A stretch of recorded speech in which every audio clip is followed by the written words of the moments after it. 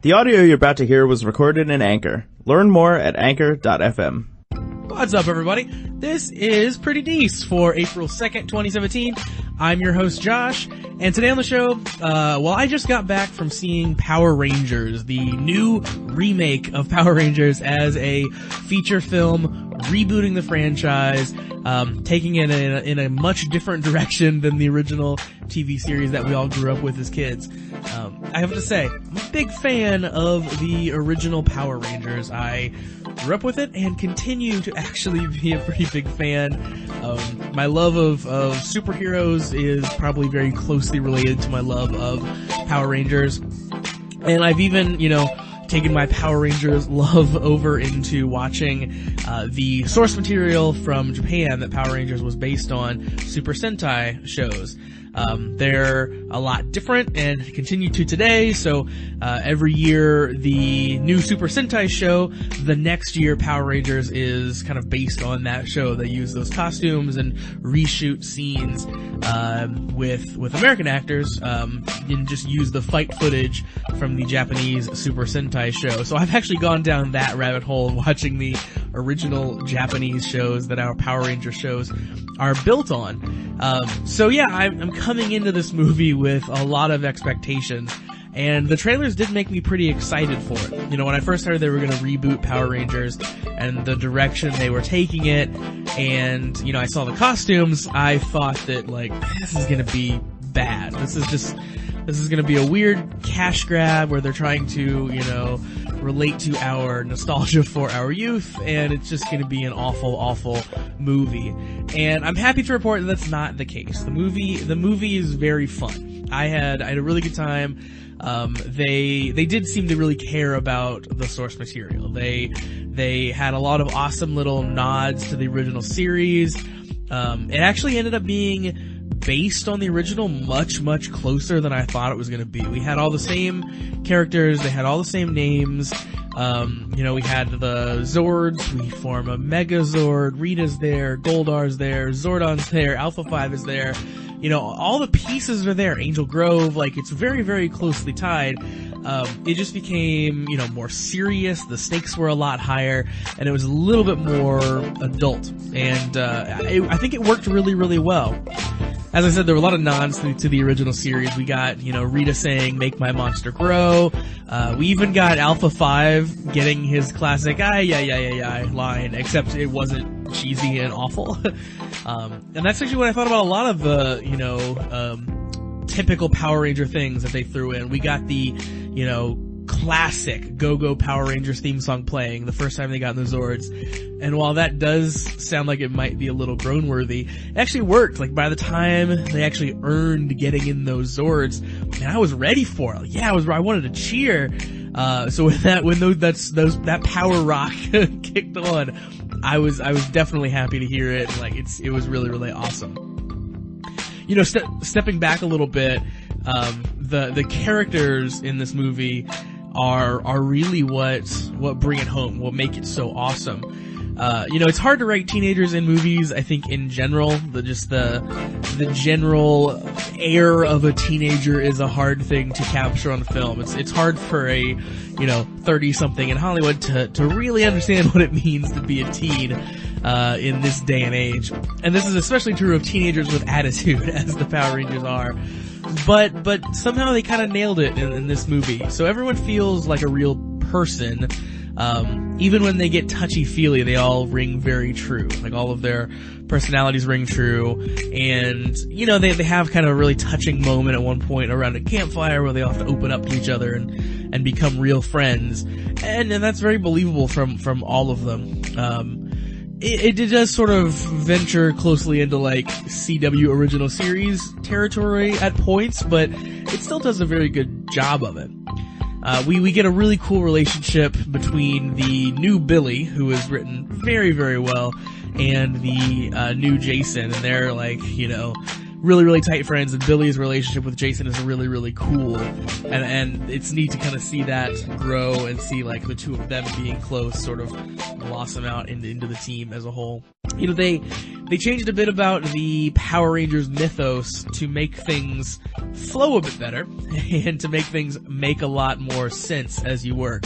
So the first few seconds of the movie, you find out that Rita was the Green Ranger. She was the Green Ranger who wanted power and turned against the team, which I think is a really cool way to handle it. So that's her origin story that she never really had before. You know, you didn't have the who is Rita Repulsa, why does she exist, how does she have power? Well, right there, she was the Green Ranger. We also find out that Zordon was a Red Ranger. He was leading the team, and there's this whole backstory to him, like why he's, you know, trapped as Zordon. And we even get into some interesting things, like he wants out of the wall that he's trapped in, and that actually makes the Power Rangers take a different turn, kind of. It's not just Zordon telling them what to do as it was in the original series. They have to understand, like, no, Zordon maybe doesn't know everything that we need. Like, he's just as scared as we are, and it becomes an empowering moment for the Power Rangers themselves. So that's a really cool, different take on the Power Ranger mythos. I think the thing I loved about this movie the most, though, was that it answers all of the big questions that you pose against the original series of Power Rangers. So all the silly things when you watch it that you just have to take for granted because it's essentially a cartoon show. Like the question of, you know, when they first become Power Rangers, how do they know how to morph? Like how do they know how to do that? In this movie, morphing is a huge payoff. Like it takes forever, and the first time they actually like achieve the morphing sequence, it's really triumphant. I wanted to cheer. It was awesome. It answers the question, how do they know how to fight? In this movie, they actually train. So, yes, it's very quick. It's over the course of 11 days, but they do like every single day are like hammering out training. They have bruises. Like we actually go through, that sort of progression with them. The movie also answers the question, how do they know how to control the Zords? How do they know how to work the Megazord? Well, they don't. Come to find out, they constantly, as they're using them, are like, I don't know what button to hit. And you know, spoiler alert, when they get in the Megazord for the first time, they fall flat on their face, literally, because they don't know how to do it. And then they have to like kind of talk it through. Like, oh, you control a leg, and you control a leg. It's really cool to see. Yes, it's like a ridiculous story, Power Rangers, and there's this giant gold monster. But, you know, they are grounding it a bit more, and you have to suspend disbelief just slightly less than you did in the original Power Rangers series. So yeah, overall, you know, storyline-wise, writing-wise, acting-wise, this movie was an absolute treat. I really, really liked it, just as much as I was hoping that I would. There's really not much kind of in that realm that I would even change. I think they really, really did a good job.